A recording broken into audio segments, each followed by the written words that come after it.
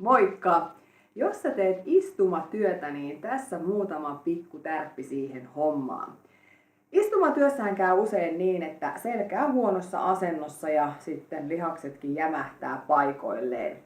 Niin ensinnäkin sun olisi tärkeää nyt muistaa, että älä röhnötä siinä. Eli älä päästä sitä kroppaa lösähtämään, eikä vastaavasti niin kuin itsellä on taipumusta siihen, että on liiankin ojentuva selkä.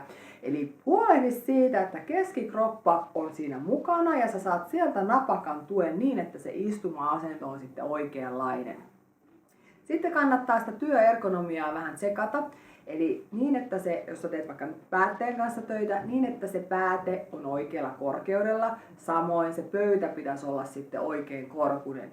Ja jos sulla suinkin on mahdollisuutta saada tämmöinen sähkösäätöinen pöytä, niin ehdottomasti päivän mittaan laittaa se pöytä niin ylös, että sä teet seisten töitä. Kannattaa aloittaa ihan maltillisesti, mutta sitten kun sä siihen opit jossain kohtaa, niin huomaat, että ai että kun on työpäivän päätteeksi ihan erilainen olo.